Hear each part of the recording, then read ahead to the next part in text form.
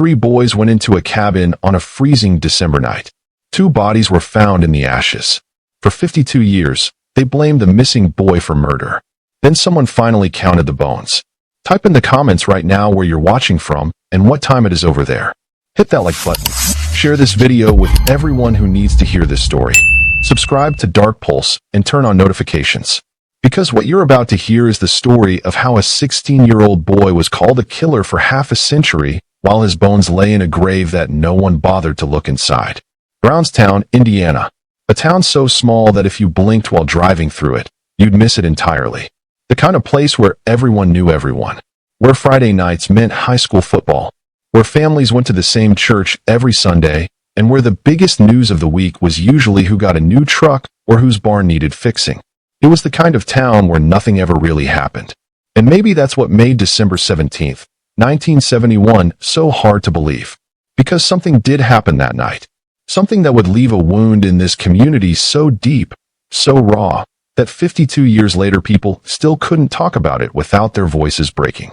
But before we get to that night, before we get to the fire, before we get to the moment that shattered 3 families and haunted an entire town for half a century, you need to understand something. You need to know who these boys were.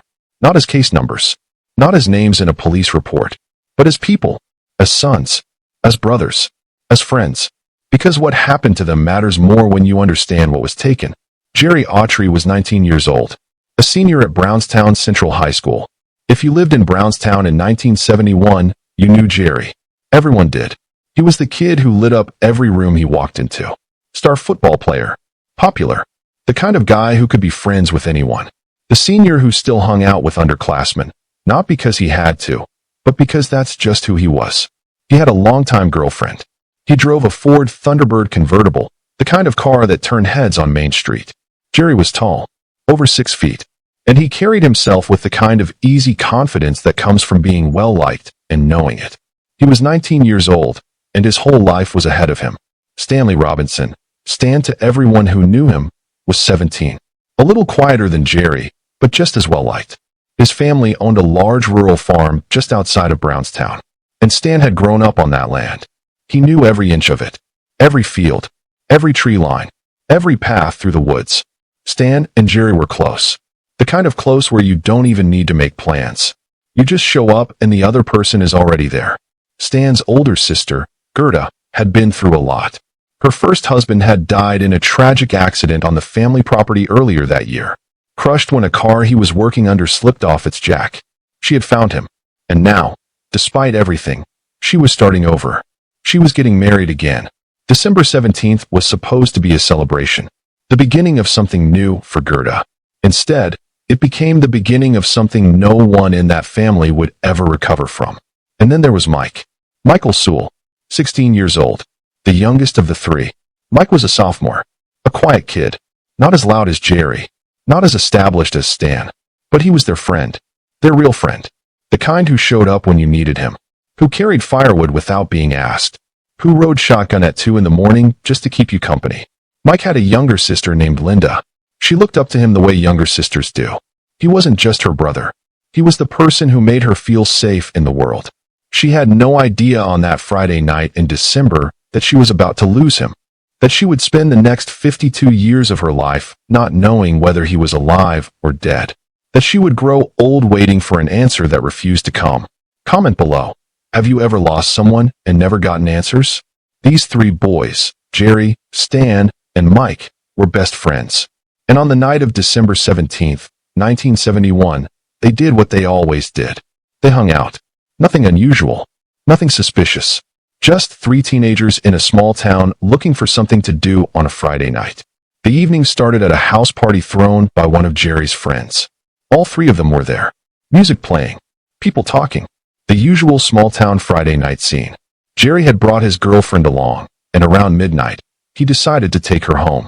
He told Stan and Mike he'd catch up with them later. They said, sure, no big deal. They'd meet at the cabin. The cabin. This is where you need to pay attention. Because this cabin, this tiny little structure out on the Robinson family farm, is where everything leads. It was a place the boys had built together about 2 months earlier. Their hangout. Their escape. They spent as many as 2 nights a week out there. Just talking. hanging out, getting away from everything. It was roughly a quarter-mile from the Robinson family house, sitting at the edge of open farmland in a sparsely wooded area. To the boys, it was freedom. It was theirs. But here's what it actually was. 9 feet wide, 15 feet long. That's it. Barely big enough to fit a car inside. The walls were made of old railroad ties. Thick, heavy beams of wood that had been soaked in creosote, a tar-like preservative used to keep the wood from rotting on the tracks. Creosote is effective for that. It's also something else. It's extremely flammable. These weren't just wooden walls. They were walls coated in a substance that, under the right conditions, burns fast, burns hot, and doesn't stop. The roof and ceiling were made of sheet metal. There was one entrance, one single door to get in and out. There was one window, but it wasn't really a window. It was an unfinished opening on hinges, and it was secured shut. Inside, the boys had put a couch, a rug, 2 small cots for sleeping, and a wood-burning stove they used for heat. And somewhere in that 9 by 15-foot space, they also kept a Coleman lantern and a can of gasoline. Let that settle for a moment. A structure smaller than most bedrooms. Built from creosote-soaked wood. One way in, one way out. A sealed window. A wood stove. A can of gasoline. And 3 teenage boys spending the night inside during one of the coldest nights of the year. Nobody thought twice about it. Share this video right now. You need to hear what happened next. After Jerry dropped his girlfriend off, he headed to the Robinson farm. When he got to the cabin, Stan and Mike were already there with 2 other teenagers. Just hanging out. Now, Stan's sister Gerda had gotten married that day, and her reception was still going on at the American Legion building in town. The boys figured they could swing by and grab some leftover food and drinks. So they piled into Stan's Ford Mustang and drove into town. Gerda gave them what they wanted, some food, some drinks, and around 2:30 in the morning, they headed back to the farm.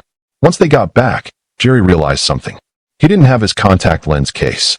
Now, in 1971, contact lenses weren't the disposable kind you know today. They were hard lenses. Expensive.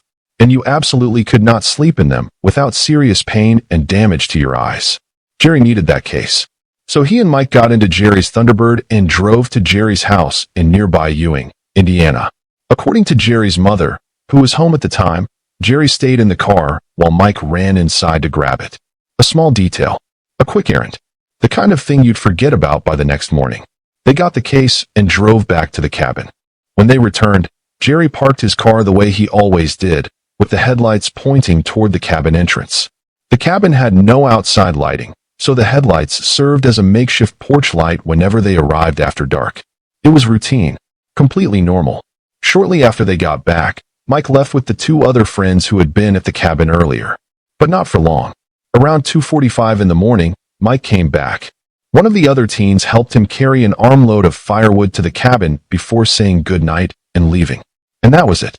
The last time anyone outside that cabin saw any of those 3 boys alive. Mike Sule, Jerry Autry, Stan Robinson. 3 friends. Inside a 9 by 15-foot cabin in 12-degree weather. With a wood stove burning. A can of gasoline nearby. And walls made of creosote-soaked railroad ties. They settled in for the night. Jerry on one cot. The others nearby. The stove doing its best to fight back the freezing December air. Outside, silence. The flat Indiana farmland stretched in every direction. Not a sound. Not a soul. Just cold and dark. And 3 boys falling asleep the way teenagers do, fast and deep, with no idea that they would never wake up. Hit that subscribe button. The next morning changes everything. The next morning, Saturday, December 18th, Gerda Robinson made her way out to the cabin. The boys had promised to help her clean up after the wedding reception, and she was coming to collect them.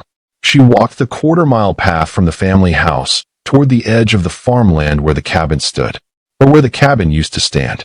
Because when Gerda arrived, there was no cabin. There was nothing. Just a smoldering pile of ash, twisted sheet metal, and the charred remains of railroad ties scattered across the ground. The structure had burned. Not partially. Not in one section. Completely. The kind of complete that only happens when everything inside a fire has something to feed on. The creosote. The gasoline. The Coleman lantern fuel. The rug. The couch. The wooden cots.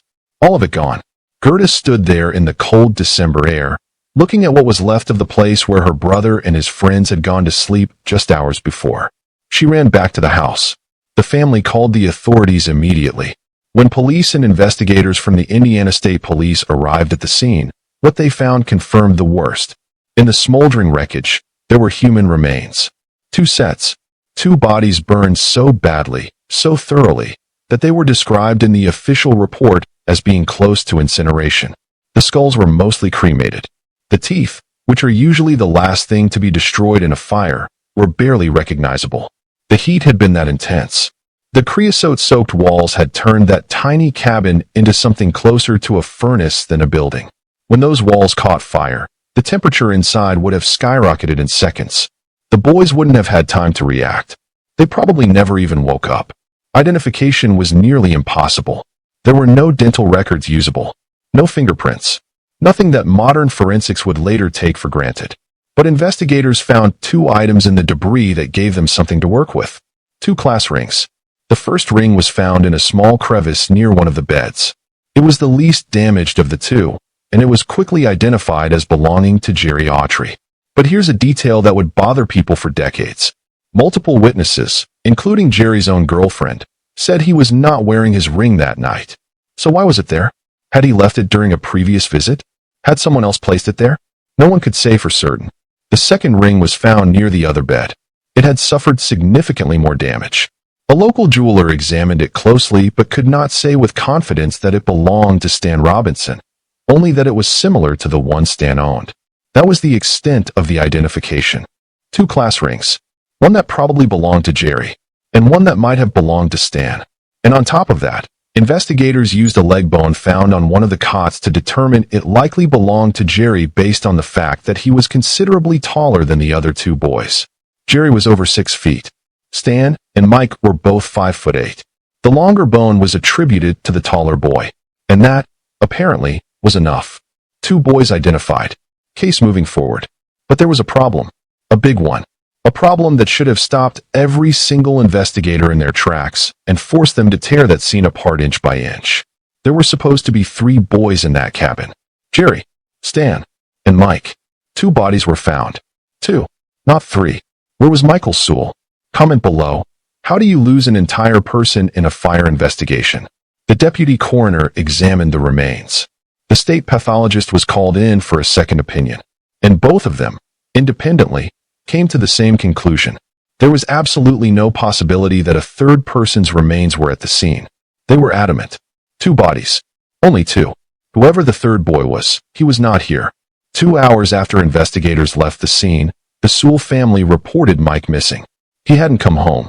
He hadn't called. No one had seen him. No one had heard from him. And from that moment forward, no one ever would. Michael Sule, 16 years old, simply vanished. Not from a city. Not from a highway. Not from some dangerous situation where disappearance might make sense. He vanished from a small town. From a cabin on his friend's family farm. On a freezing December night, when he was supposed to be sleeping next to the 2 people who knew him best in the world. The question was simple. The answer was not. 3 boys went into that cabin. Only 2 were found. So where was Mike Sule? Did he escape the fire and run? Did someone take him? Did he walk into the woods, into the freezing darkness, injured and disoriented, and collapse somewhere no one ever searched? Or was the answer something else entirely? Something that was right in front of everyone the whole time, buried in the ashes, hidden in plain sight, waiting for someone, anyone, to look just a little bit closer. That question would go unanswered for 52 years. It would destroy a family. It would divide a town. It would turn a dead boy into a villain. And the truth, when it finally came, would be more heartbreaking than anyone imagined. Because the answer was there all along. Right there in those ashes. In those coffins. Waiting. But in December of 1971, nobody was looking for it. And Mike Sule, 16 years old, became a ghost. Not dead. Not alive. Just gone. 2 bodies. 2 class rings. And a question that no one in Brownstown, Indiana could answer. Where was Mike Sule? Share this everywhere. The investigation is about to go very wrong. That was the question on the morning of December 18, 1971. And in the days that followed, as investigators picked through the ashes of that burned-out cabin, the question didn't get simpler. It got stranger. Because the more they looked at that crime scene, the more things didn't add up. Start with Jerry Autry's car. His Ford Thunderbird. The boys who had dropped Mike off at the cabin that night, the last ones to leave around 2:45 in the morning, they were clear about where Jerry's car was parked. It was in its usual spot, headlights facing the cabin entrance, exactly where Jerry always parked it. That was their routine. The cabin had no outside lighting, so the headlights served as a makeshift lamp whenever they arrived after dark. Every time. Same spot. Same position. But when investigators arrived at the scene the next morning, the car was not in its usual spot. It had been moved. It was now on the opposite side of the cabin. No smoke damage. No fire damage. The car itself was untouched by the blaze. But the oil pan on the underside was cracked, broken clean in two, as though the car had been driven hard over rough, uneven ground. And the keys? Still in the ignition. Turned to the on position. And here's the detail that made people's skin crawl. The driver's seat had been adjusted. Jerry Autry was over 6 feet tall. When he drove, the seat was pushed all the way back to accommodate his long legs. But when investigators found the car, the seat was pulled nearly all the way forward, as if someone much shorter than Jerry had been the last person to drive it. Someone shorter, like a 16-year-old boy who stood 5'8". Then there was the comforter. Out in the open field, away from the cabin, investigators found a partially burned comforter, just lying there at the edge of the farmland. Near it, a pack of cigarettes and several fresh cigarette butts, as though someone had stood there for a while, smoking, watching, waiting, or maybe panicking. No one could say for sure. But the comforter hadn't been there the night before, according to the boys who had left the cabin around 2:45. So sometime between 2:45 in the morning and 8:30 when Gerda found the wreckage, someone had taken that comforter out of the cabin, brought it to the field, and left it there. And then there was Mike's belt buckle, found right there in the debris of the cabin, among the ashes, among the wreckage, a belt buckle that belonged to Michael Sule, his personal item, in the very place where 2 boys had burned. And yet the deputy coroner, the state pathologist, both of them looked at that scene, looked at those remains, and said with absolute certainty that there were only 2 bodies. Not 3. 2. Mike Sule, they concluded, was not among the remains found in that cabin.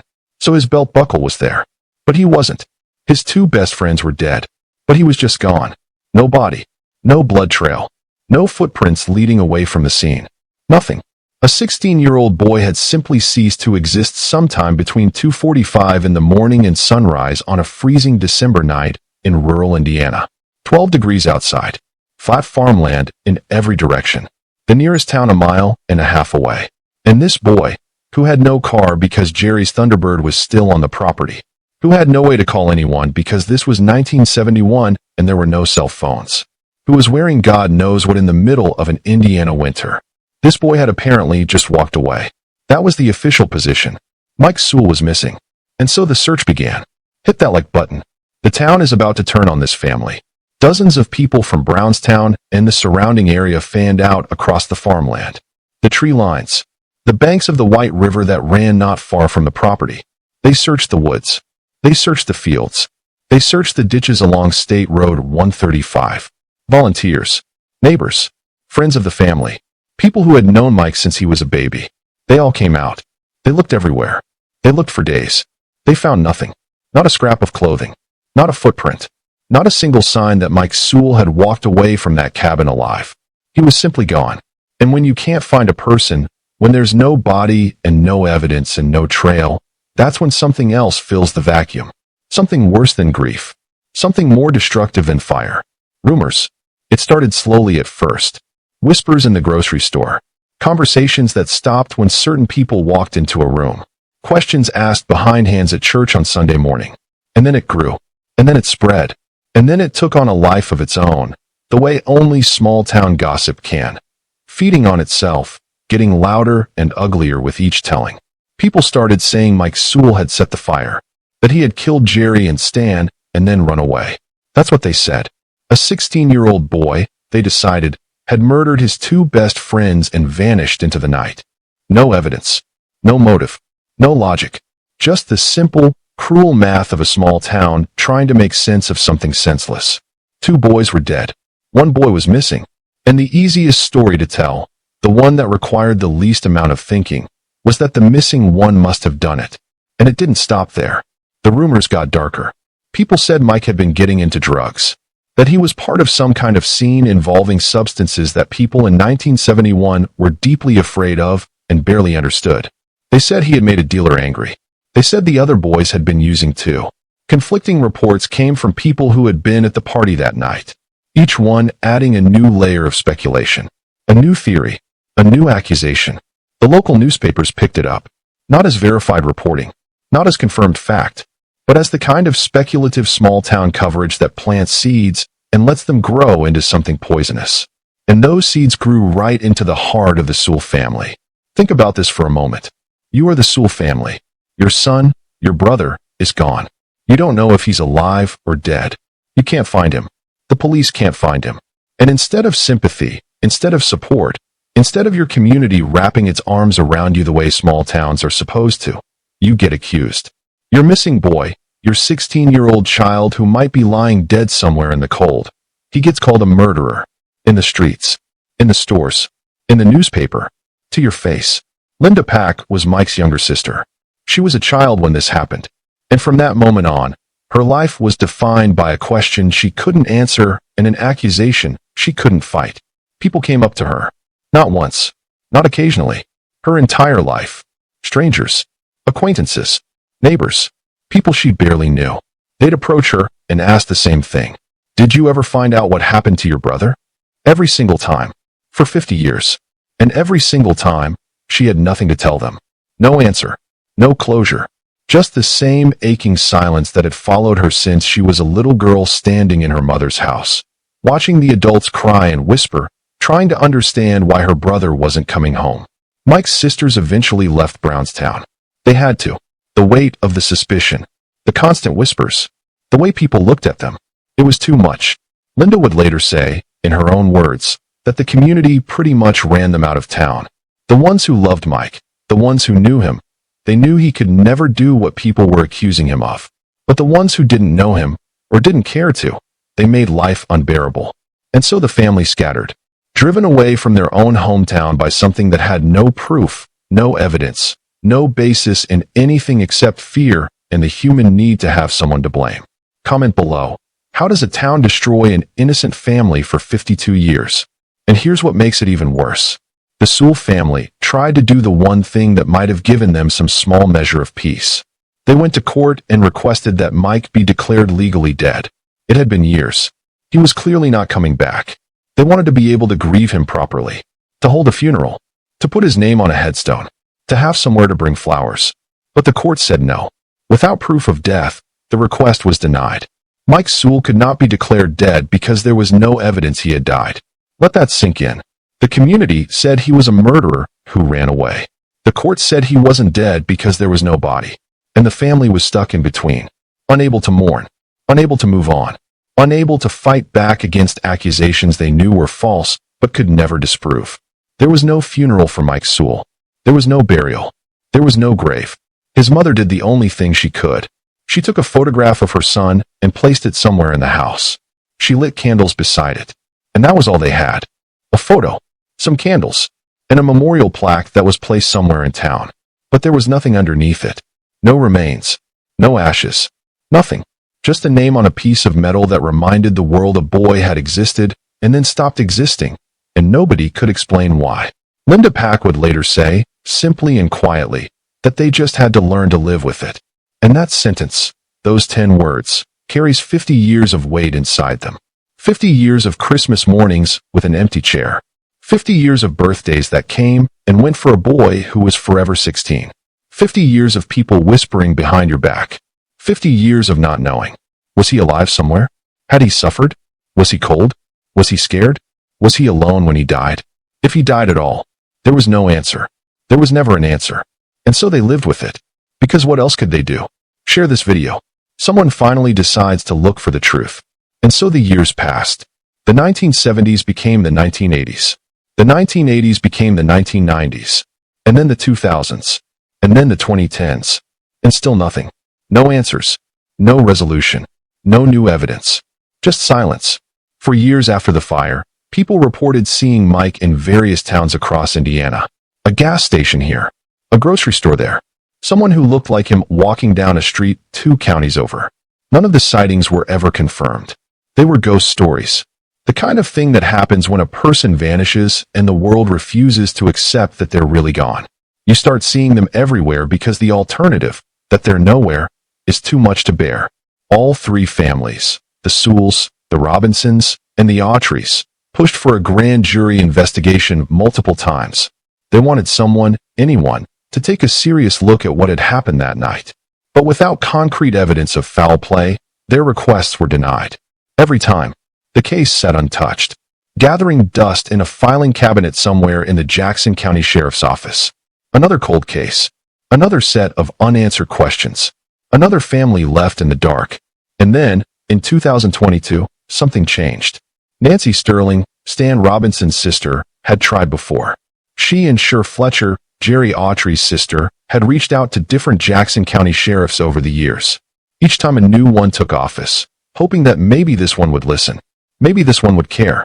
Maybe this one would agree that 50 years without answers was long enough. But none of them had shown any real interest. The case was old. The evidence was thin. The people involved were aging. It was easier to let it stay buried. And so it stayed buried. Until Nancy walked into the office of Sheriff Rick Meyer. And this time, for the first time in half a century, someone said yes. Sheriff Meyer assigned the case to Lieutenant Adam Nicholson. And here's a detail that matters. Nicholson was young enough that the fire had happened before he was born. He had no personal memory of it. No bias. No preconceived notions about what had happened that night. But he did have something else. A connection. His mother had been best friends with one of Mike Sule's older sisters. He had grown up hearing about this case. Not as a detective, but as a son. Listening to his mother talk about a family that had never stopped hurting. And when he got the assignment, he carried that with him. He later said he kept it in his mind while working the case and did everything he could to find answers for those families. Nicholson went back to the beginning. He pulled the original Indiana State Police reports. He read every word. He examined every piece of evidence that still existed. And the more he read, the more one thought kept coming back to him. A thought that was so obvious, so logical, that it was almost hard to believe no one had acted on it in 51 years. Mike Sule was 16 years old. If he had simply run away from that fire, if he had walked away into the night and started a new life somewhere, then where was he? 51 years is a long time. People surface. People get found. People use their names, their social security numbers. They show up in records somewhere. But Mike Sule had never appeared anywhere.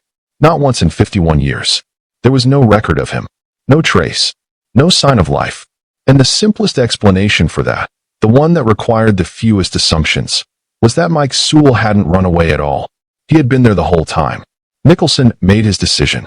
He would exhume the remains of Jerry Autry and Stan Robinson. He would have them examined by modern forensic experts. And he would find out, once and for all, whether two boys had died in that cabin on December 18th, 1971. Or 3. Hit that subscribe button. The graves are about to be opened. He reached out to Doctor Krista Latham, a professor of biology and anthropology at the University of Indianapolis.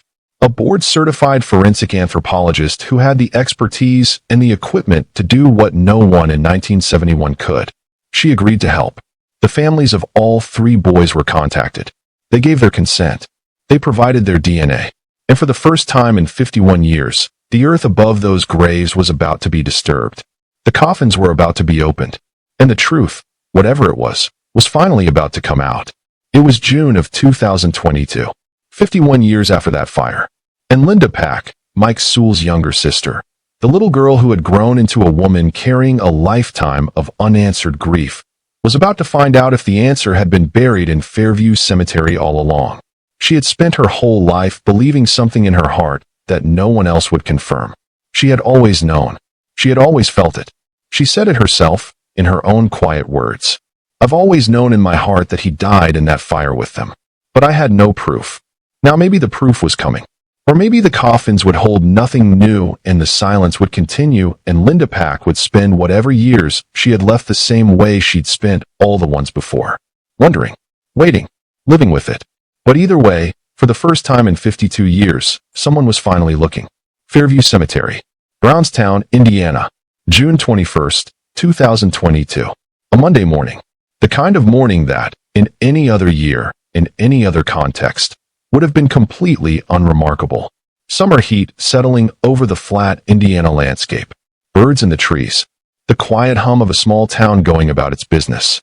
But on this particular Monday, in this particular cemetery, something was happening that hadn't happened in 51 years. Someone was finally going back for Mike Sule. Two graves, side by side.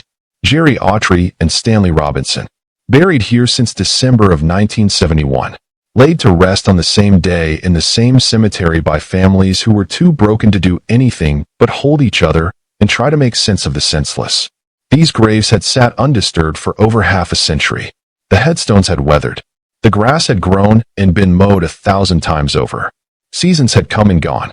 51 winters. 51 springs. And through all of it, whatever was inside those coffins had remained exactly as it was. Untouched. Unexamined. Unquestioned. Until now. Dr. Krista Latham stood at the site with her team. She was a professor of biology and anthropology at the University of Indianapolis. And more importantly, she was a board-certified forensic anthropologist. This was her work. This was what she did. She analyzed human remains, identified the dead, and gave families the answers that time and circumstance had stolen from them.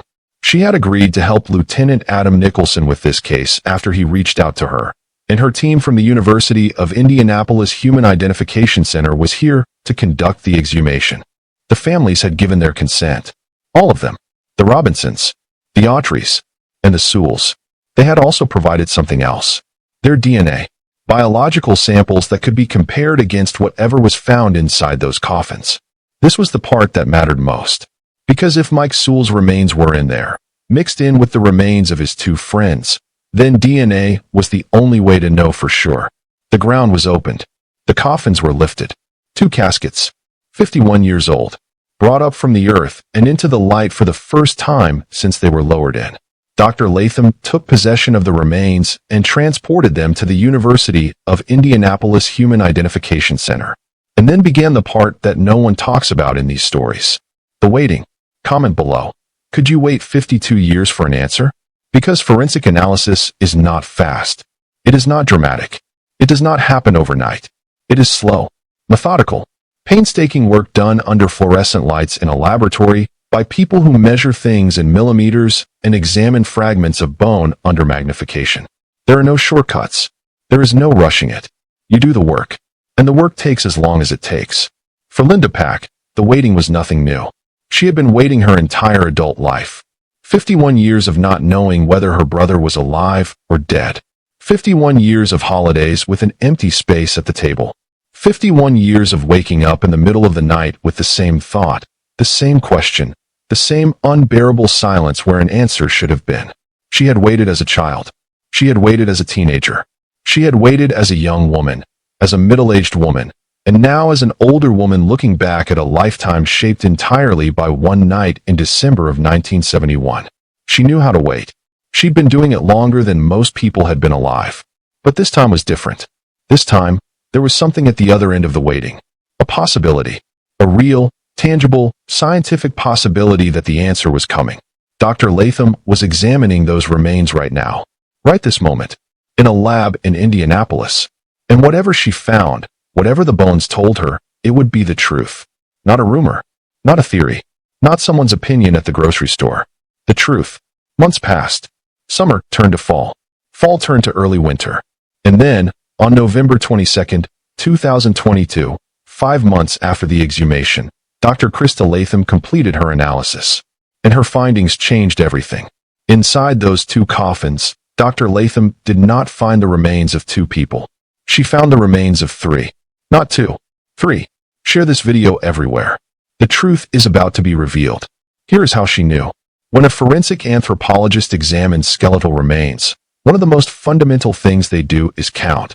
They count bones. They count specific bones. Because every human being has the same set. One skull. One left femur. One right femur. 206 bones in total. Each one accounted for. Each one in its proper place. And when you open two coffins that are supposed to contain two people, you should find, at most, two of any given bone. Two left femurs. Two right tibias. Two of each.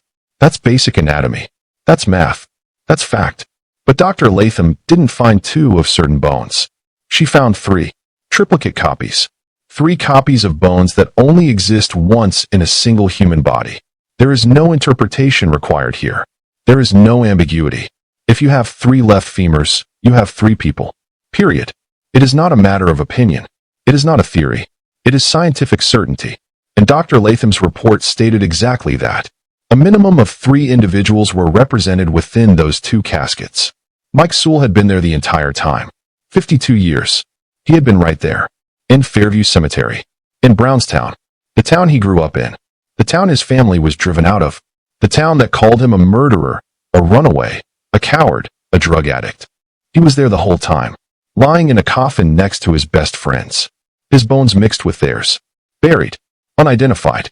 Uncounted. And forgotten by the very investigators who were supposed to find him. He never ran away. He never fled into the night. He never set a fire. He never hurt anyone. He was a 16-year-old boy who fell asleep in a cabin with his 2 best friends on a freezing December night. And he never woke up. That's it. That's the whole story. A boy went to sleep, and a fire took him. Just like it took Jerry. Just like it took Stan. The only difference is that someone counted wrong.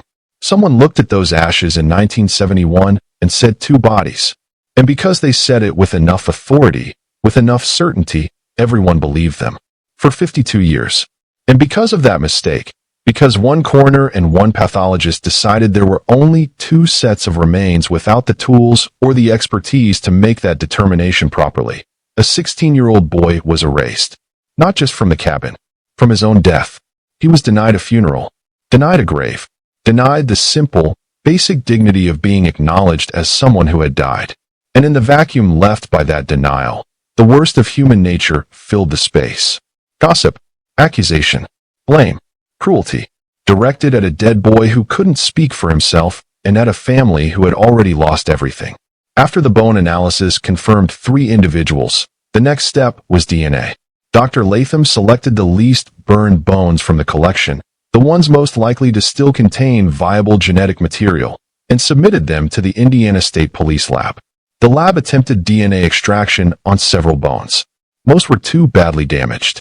The fire had been too intense. The heat too extreme. The creosote-fueled blaze too thorough in its destruction. Bone after bone came back with no usable result. But one bone held. One single bone, out of all the fragments and pieces pulled from those 2 coffins, had enough preserved DNA to produce a match.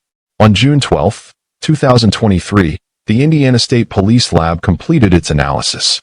The DNA belonged to Stanley Robinson. Stan was now positively, scientifically, undeniably identified. His family had confirmation. After 52 years, they knew for certain that their son, their brother, was who they always believed he was. For Mike and Jerry, the DNA was not recoverable. The fire had been too hot. The damage too severe.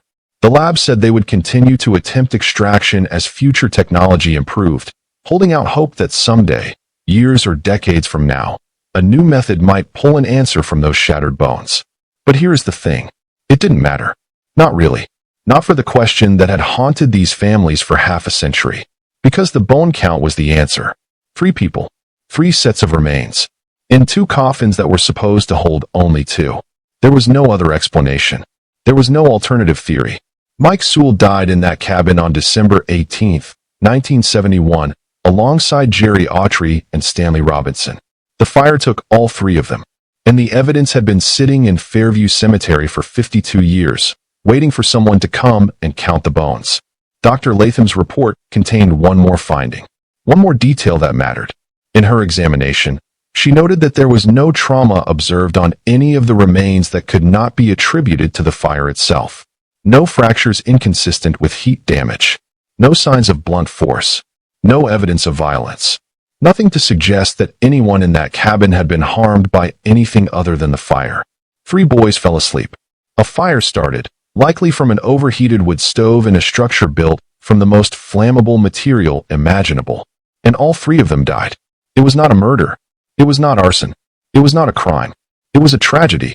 A terrible, preventable, heartbreaking tragedy that took 3 young lives and then, because of human error and human cruelty, went on to destroy the people they left behind for another 52 years. Hit that like button. The family is about to get the phone call. Lieutenant Adam Nicholson made the call. The one he had been waiting to make since he first opened that file. He called Linda Pack, Mike Sule's little sister. The woman who had spent her entire life carrying a weight that no person should ever have to carry. He told her what they had found. He told her that her brother had been there all along. He told her that Mike had died with his friends, that he hadn't run, that he hadn't hurt anyone, that he had been in that cemetery, in those coffins, for 52 years. Nicholson would later say that it was hard to explain what that moment felt like. Giving someone information that is life-changing.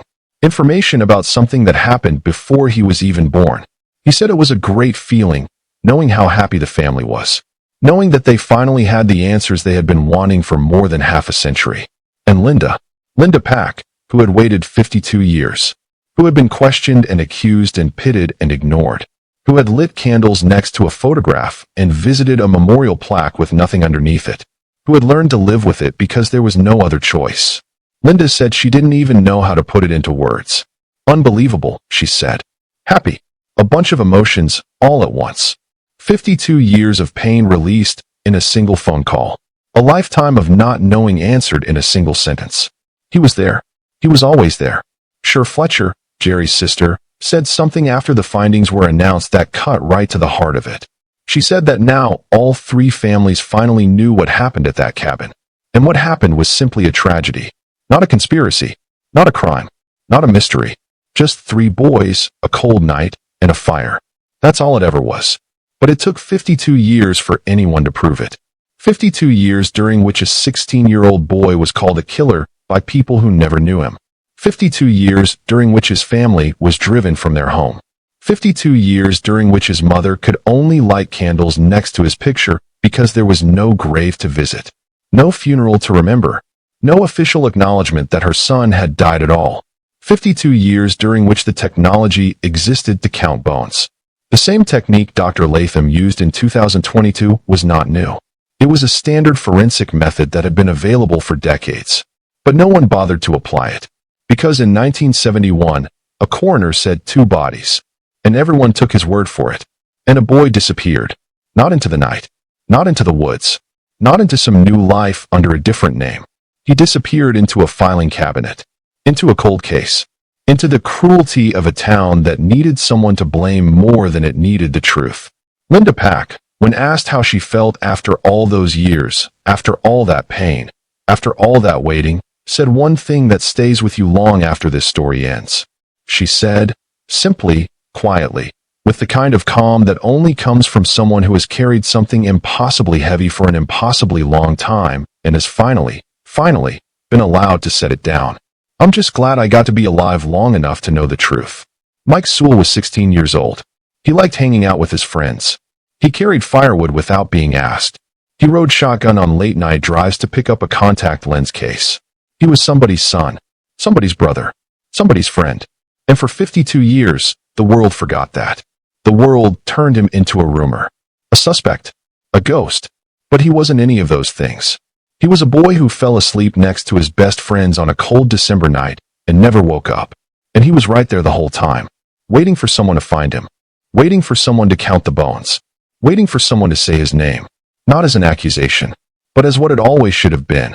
A boy who was loved, a boy who was lost, and a boy who, after 52 years, finally came home. Hit that like button, share this video with everyone, subscribe to Dark Pulse, and turn on every notification. Before you go, think about this. If the investigators in 1971 had simply counted the bones properly, if they had taken one more day, asked one more question, looked just a little bit closer, would the Sule family have been spared 52 years of pain? Would Mike's name have been remembered with love instead of suspicion? And how many other cases, right now, today, are sitting in filing cabinets somewhere with the answer right there inside them, waiting for someone to finally look? If this story moved you, if it made you think, leave a comment. Tell me what part of this case hit you the hardest. And do you think the original investigators should be held accountable for what their mistake cost this family? Because 52 years is a long time to wait for the truth, especially when the truth was there all along. This is Dark Pulse. See you in the next one.